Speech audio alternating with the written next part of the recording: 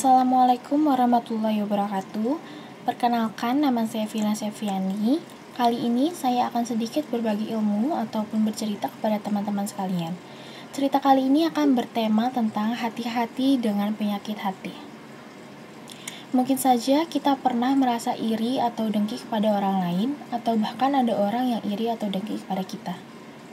Pertama kita lihat, apa sih arti dari hasad, iri atau dengki itu?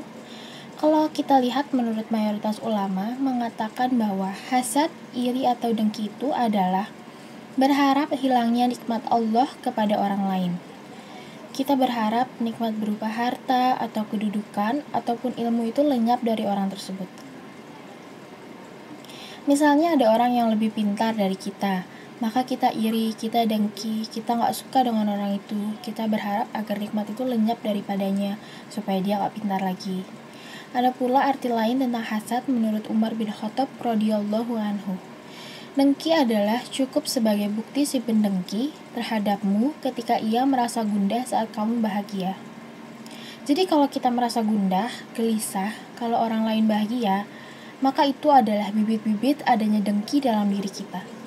Jika kita lihat, ternyata sifat iri dan dengki ini sudah terjadi sejak dulu.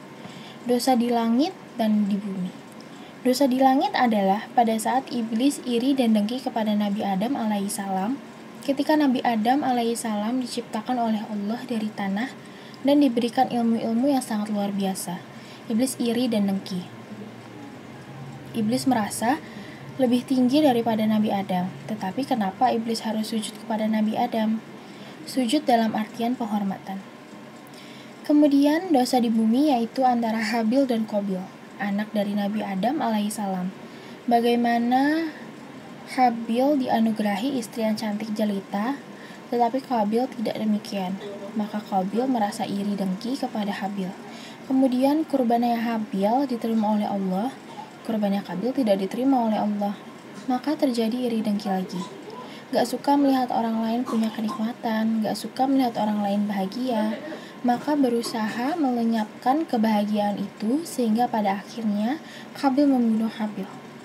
Itu sebabnya kita belajar dari kisah ini supaya kita terhindar dari sikap iri dan dengki. Kisah berikutnya, di zaman-zaman berikutnya, waktu terus berlalu, kita melihat ada kisah iri dengki yang dilakukan oleh kakak beradik. Mereka adalah anak Nabi Yakub alaihissalam yang iri kepada adiknya Nabi Yusuf alaihissalam. Dalam surat Yusuf ayat 5, bagaimana saat itu Nabi Yusuf bermimpi dan kemudian mimpinya dia ceritakan kepada ayahnya. Qala ya bunayya la yaqsus ru'yaka ala ihwatika fayakidu laka qaida. Inna syaitana lil insani aduwwum mubin. Ayahnya berkata, wahai anakku, janganlah kamu ceritakan mimpimu itu kepada saudara-saudaramu, maka mereka membuat makar untuk membinasakanmu. Sesungguhnya syaitan itu musuh yang nyata bagi manusia. Jadi Nabi Yusuf alaihissalam ini bermimpi bahwa ada matahari dan bulan yang kemudian menuju kepadanya, menyembah kepadanya. Bukan menyembah, tapi melakukan penghormatan. Maka Nabi Yakub alaihissalam mengatakan, jangan memberitahu saudaramu tentang mimpimu. Nabi Yakub alaihissalam hendak memberitahu bahwa kalau kita punya kenikmatan yang banyak itu, jangan terlalu sering diceritakan kepada orang lain. Khawatir orang lain akan iri dan dengki. Singkatnya, abang-abangnya Nabi Yusuf alaihissalam merasa iri, dengki karena merasa Nabi Yusuf alaihissalam kok dilebihkan oleh ayahnya, kok dia lebih unggul dari segalanya.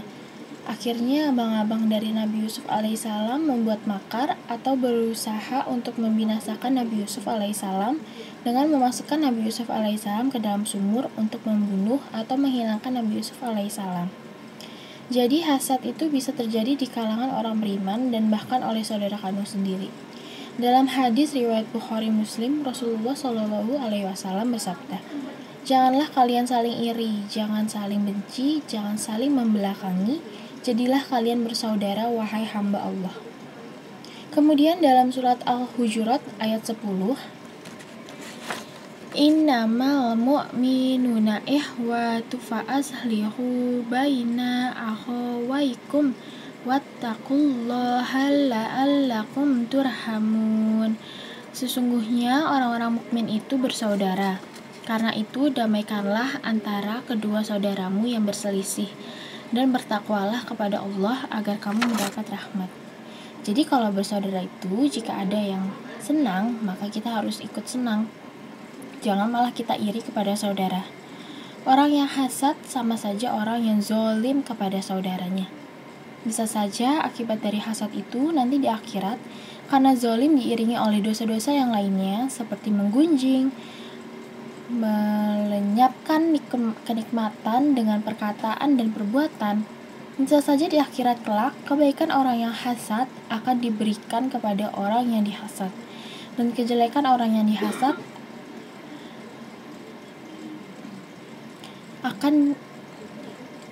yang didengki akan beralih kepada orang yang berhasad. Maka jauhkanlah sifat iri dan dengki dari diri kita supaya kelak kita mendapatkan hidup yang bermakna. Mungkin segitu saja yang bisa saya sampaikan. Terima kasih. Wassalamualaikum warahmatullahi wabarakatuh.